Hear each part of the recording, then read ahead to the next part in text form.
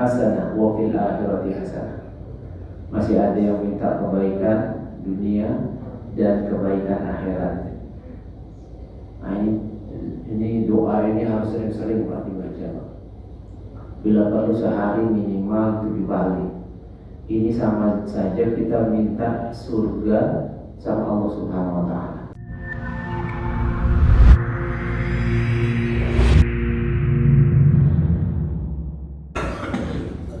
Assalamualaikum warahmatullahi wabarakatuh. Alhamdulillah. Alhamdulillahilladzi arsala rasulahu bil huda wa dinil haqq liyudhhirahu 'ala dini kullih wa kafa billahi shahida. Asyhadu an la ilaha illallah wahdahu la syarika lah wa asyhadu anna Muhammadan 'abduhu wa rasuluhu la nabiyya ba'dah. Allahumma wa salli wa sallim wa barik ala Muhammad wa ala alihi wa ashabihi wa man tabi'ahum bi ihsan ila yaumil qiyamah. Alhamdulillah, segala puji nikmat milik Allah Subhanahu wa taala. Malam hari ini Allah karuniakan kepada kita kesehatan walafiat, bisa hadir di masjid yang kita cintai ini. Harapan kita semua semoga seluruh amal saleh kita diterima oleh Allah Subhanahu wa taala. Salam salam kita limpahkan kepada Nabi kita Muhammad sallallahu alaihi wasallam, suri tauladan uswah hasanah kita. Jamaah dirahmati Allah, Nabi itu pernah dinasehati oleh malaikat Jibril. Malaikat Jibril mengatakan, "Ya Muhammad, ish ma syi'ta." Ini nasihat ini buat kita juga umatnya. Hai Muhammad, kata Jibril, hiduplah sesukamu. Fa innaka mayyitun, satu saat kau akan mati. Jadi umur kita ini ada batasnya. Wa ahbib ma syi'ta, cintai orang yang kau suka semaumu. Fa innaka mufariqun, kau akan berpisah dengan dia. Wa'mal ma syi'ta, buatlah sesukamu. Fa innaka majziyun, kamu akan dihisab, akan dibalas, kebaikan akan diganjar. Wa'alam anna sarfal mu'min qiyamuhu bil-lail, kata Jibril. Muhammad, ketahuilah, orang mukmin itu kapan dia mulia? Kalau dia masih bangun sholat malam. Jadi kita kalau mau dimuliakan oleh Allah, jamaah, jangan tinggalin sholat malam. Dia minimal seminggu 2 kali lah. Nggak bisa jam setengah 2, jam 3, jam 4 masih aman. Yang penting sebelum subuh 2 rakaat, kalau nggak bisa banyak-banyak. Witirnya 1 rakaat. Allah itu senang amal sedikit tapi rutin. Jangan sampai kita qiyamul lail Ramadan aja. Wa inna syarafal mu'min qiyamuhu bil-lail, orang mukmin itu akan mulia kalau dia mau sholat malam. Sebaik-baik sholat setelah sholat wajib adalah sholat malam. Wa istidna'u 'anil nas, dan dia nggak bergantung sama manusia, dia bergantungnya hanya sama Allah Subhanahu wa taala. Jemaah dirahmati Allah, hari ini malam ini masuk tanggal 15, 11, 12, 13, 14 ya. 14 hari tasyrik sudah selesai. Selesai hari tasyrik, bulan tadi saya lihat sudah besar. Nah biasanya jemaah, ketika hari tasyrik ini berlalu, orang-orang yang tadi ibadahnya semangat di 10 hari pertama Dzulhijjah ini menurun drastis. Padahal ini masih bulan haram, ini masih bulan yang agung. 4 bulan haram ini paling agung itu Dzulhijjah. Jadi masih banyak amal-amal besar yang bisa kita buat dan pahalanya istimewa. Dan dosa-dosa yang kita buat di bulan haram ini, siksanya pun istimewa, mengerikan. Di dalam surah Al-Baqarah ayat 200 Allah mengatakan, fa idza qadaitum manasikakum, kalau kau sudah selesai manasik haji. Ini orang melontar jumroh sudah selesai. Fadhkurullaha kadzikrikum aba'akum. Disuruh ngapain sama Allah? Disuruh banyak zikir. Nah kalau kita yang nggak haji gimana? Kalau sudah selesai hari tasyrik, sudah selesai 10 hari tahun Indonesia, bukan berhenti, banyakin zikir sama Allah.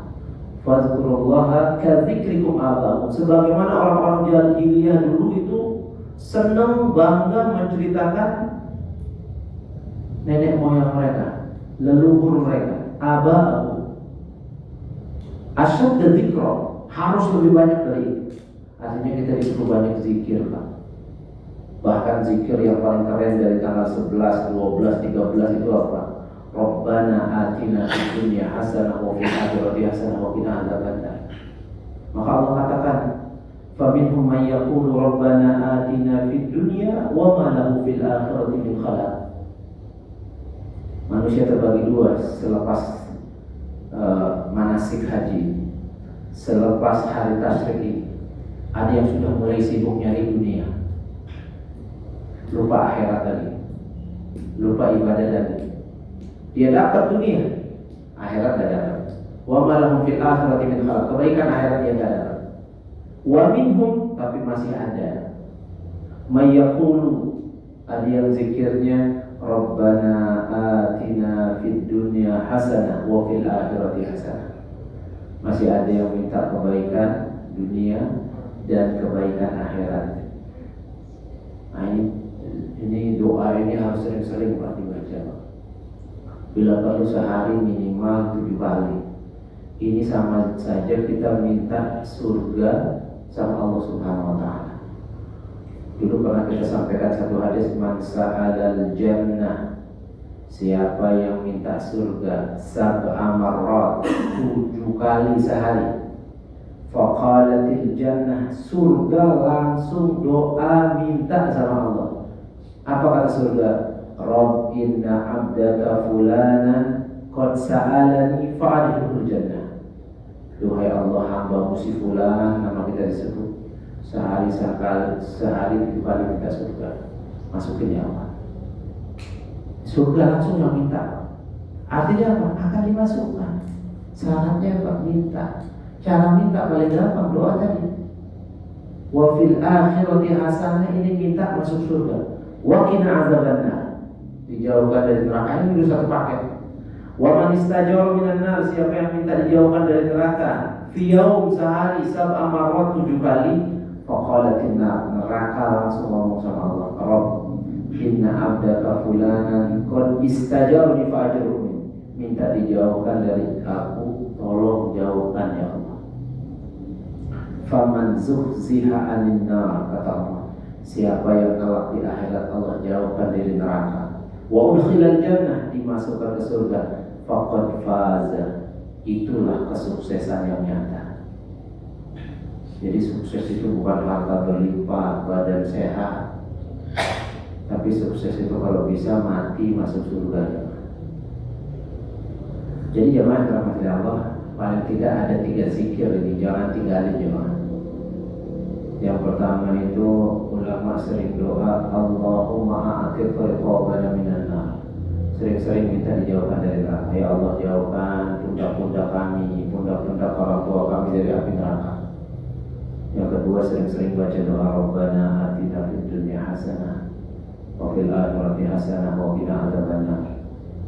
Yang gampang aja yang sudah kita. Yang ketiga, baca sayyidul istighfar, penghulunya istighfar. Nggak usah banyak-banyak, cukup 2 kali saja.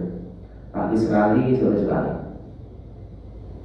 Allahumma anta rabbi, la ilaha illa anta khalaqtani, wa ana 'abduka, wa ana 'ala ahdika wa wa'dika mastata'tu, a'udzu bika min syarri ma sana'tu, abu'u laka bi ni'matika 'alayya wa abu'u bi dhanbi faghfir li fa innahu la yaghfiru dzunuba illa anta. Man qalaha fi shabah, siapa yang baca zikir ini pagi sekali saja, famata min yaumihi, mati dia hari itu, dakhala jannah, masuk surga katanya. Sering-sering kita lupa. Wa man qalaha fil masa, siapa yang baca sore hari, Habis asar sampai menjelang maghrib. Kalau lupa tadi habis asar, boleh sekarang pada maghrib. Wa mata min lailatihi, mati dia malam ini. Dakhala jannah, masuk surga. Maka ini kalau 3 ini kita amali luar biasa. Apalagi banyak yang kita amali. Jamaah yang dirahmati Allah, kita masuk ke bab kitab At-Tazkirah, cuma saya bawa versi terjemahannya ini. Bab tentang nuhsinu dzanbillah, berbaik sangka sama Allah, terutama detik-detik menjelang wafat. Baik sangka sama Allah ini penting. Husnudzon sama manusia ini penting. Ya ayyuhalladzina amanu istanibu katsiran minadh-dzann. Manusia, kata Allah, jauhi dari prasangka. Jangan suka prasangka buruk. Ijtanibu, jauhi. Katsiran minadh-dzann. Banyak nyangka-nyangka yang enggak baik itu jauhi. Fa inna ba'dadh-dzanni itsmun. Sebagian dari prasangka itu dosa. Jadi kita harus berhusnudzon, berbaik sangka, apalagi sama Allah. Harus baik sangka sama Allah. Karena Allah bilang apa? Ana 'inda dhanni 'abdi bi. Hadis qudsi. Aku tergantung prasangka hambaku. Ana 'inda dhanni 'abdi bi. Wa ana ma'ahu, dan aku selalu sama hambaku. In dzakarani, kalau dia terus ingat sama aku. Fa in dzakarani fi nafsihi, dzakartu fi nafsi. Kalau dia hambaku itu zikir, dia ingat aku pun terus ingat dia. Berarti kalau kita lupakan Allah, Allah lupa sama kita. Maka tadi saya ada wisuda Quran di Islamic Center. Dari Kemang saya menuju Islamic Center, habis kajian di Kemang ke Islamic Center. Saya agak-agak antuk dengar ceramah, tapi masuk dikit. Ada 5 keutamaan membaca Quran itu. Salah satunya adalah apa? Al-Quran ini zikir paling agung, Pak.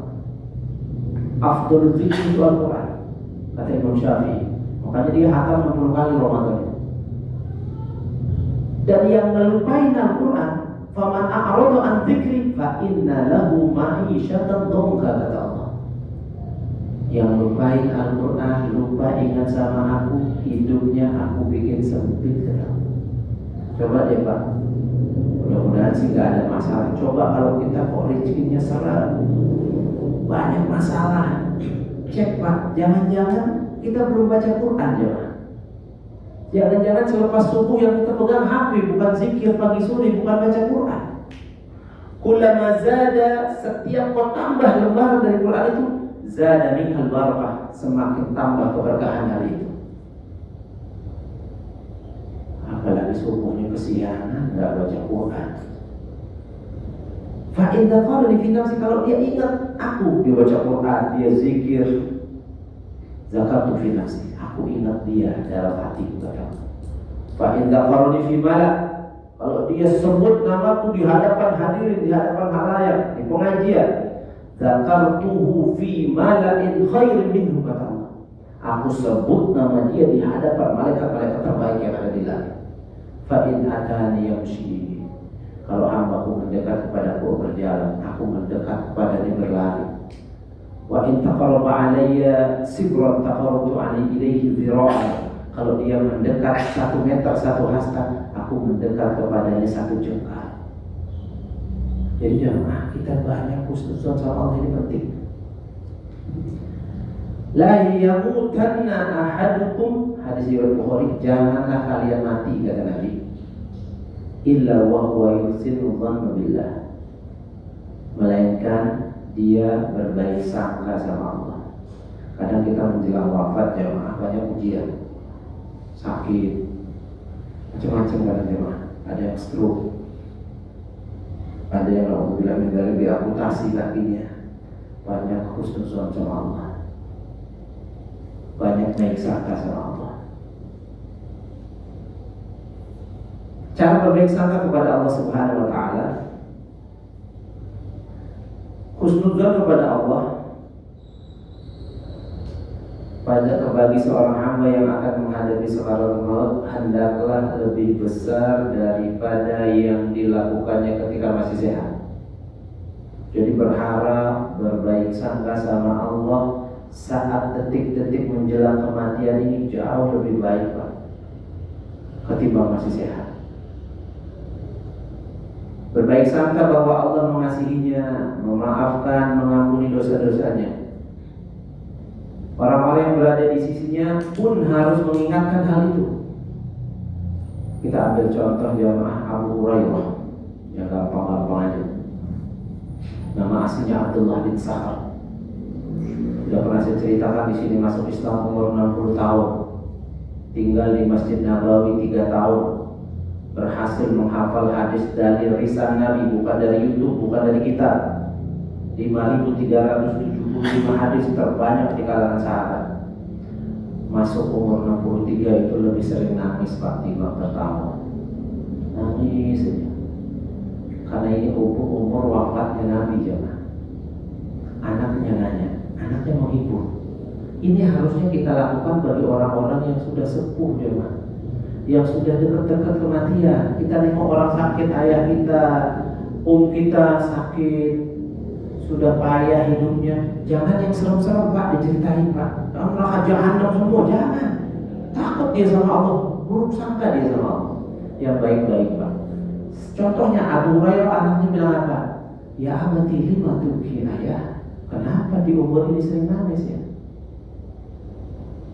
Sahib terus, wah ya ini sahabat paling baik ya, dekat sama Nabi. Bahkan sahabat lain mengatakan apa? Nabi sama Abu Hurairah seperti orang sama bayangan, gak pernah misah Pak. Kemana ngikut? Bayangin 3 tahun 5.374 hadis. Aisyah aja yang sekamar sama Nabi gak nyampe segitu hadisnya. Jadi disebutin kebaikannya. Ayat teman terbaik Nabi, perawi hadis terbanyak, ahlu sufah tinggal di Masjid Nabawi. 1 rakaat ayat sholat pahalanya sama seperti 1000 rakaat. Jadi kasih dia biar baik sangka sama Allah, biar dia husnuzon sama Allah. Padahal Abu Hurairah ini belum paham yang begitu-begitu Pak. Artinya apa? Kita kalau ketemu kerabat, saudara, nengok orang sakit, kasih dia harapan bahwa Allah itu Maha Pengampun. Kemarin saya habis khutbah Jumat di Rawal, habis khutbah Idul Adha di Narogong Pak. Ada bapak-bapak stroke kayaknya, duduk nangis. Ditarik tangan saya gak mau dilepas. Udah 20 tahun Pak Ustadz saya begini. Saya kasih, Masya Allah bapak pahalanya banyak. Udah kondisi begini masih rajin ke masjid itu. Kayak kasih senang-senang Pak. Jangan yang serem-serem jangan. Jadi kasih dia biar dia baik sangka sama Allah, bahwa Allah itu pemaaf, Allah itu pengampun, Allah itu mengampuni segala dosa. Ya ibadiyalladzina asrafu ala anfusihim la taqnatu min rahmatillah, innallaha yaghfiru dzunuba jami'a, kata Allah. Hai manusia yang sudah melampaui batas, keterlaluan banget, dosanya banyak banget seperti langit, jangan pernah putus asa dari kasih sayangku. Aku ampuni semua dosa. Kalau kita mau tobat.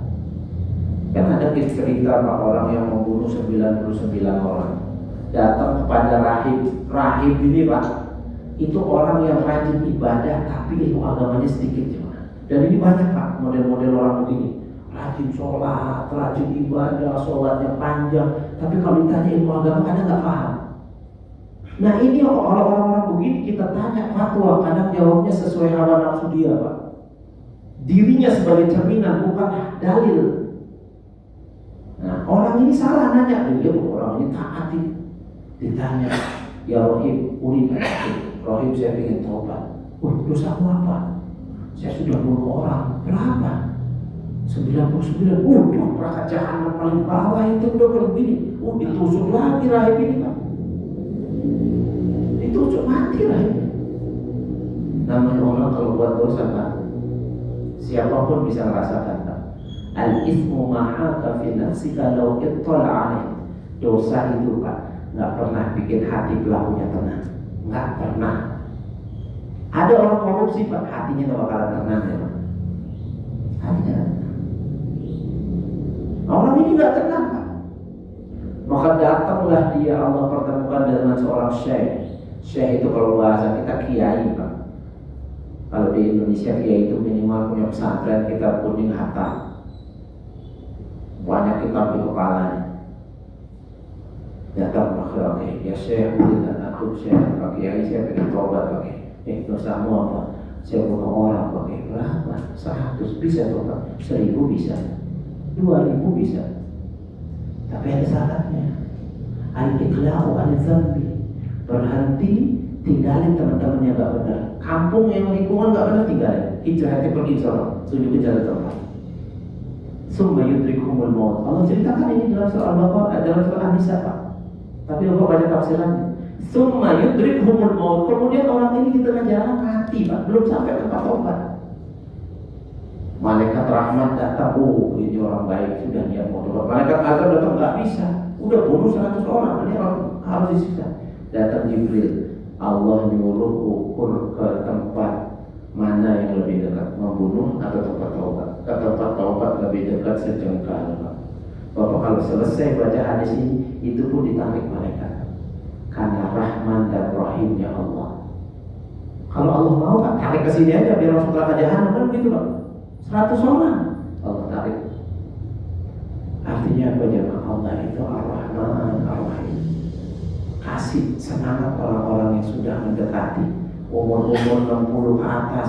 Jangan serem-serem Pak. Jangan neraka jahanam, siksa alam kuat, jangan percaya Bapak, takut dia Pak. Nah, kalau yang muda-muda begini gak serem-serem Pak. Kemudian yang lain dirahmati Allah, Ibnu Umar mengatakan bahwa tiang agama keagungan terbesar dan puncak ketinggiannya adalah berbaik sangka kepada Allah. Maka barang siapa dari kamu sekalian mati dalam keadaan berbaik sangka kepada Allah, dia akan masuk surga dengan gembira dan tidak ada rasa takut. Jadi berbaik sangka ini penting. Abdullah bin Mas'ud, seorang sahabat, mengatakan apa? Demi Allah yang tiada Tuhan selain Dia, tidak seorang pun yang berbaik sangka kepada Allah melainkan Allah memberinya apa yang dia sangka. Tergantung sangkanya dia. Allah pasti maafin saya, insya Allah Allah maafin. Hal itu karena segala kebaikan ada di tangan Allah Subhanahu Wa Taala.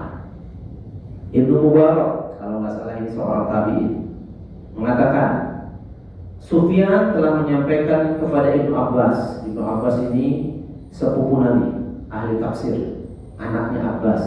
Abbas itu paman Nabi. Kata Abbas, kata Ibnu Abbas apa? Apabila kamu sekalian melihat tanda kematian pada seseorang, sudah sepuh, sakitnya sudah payah,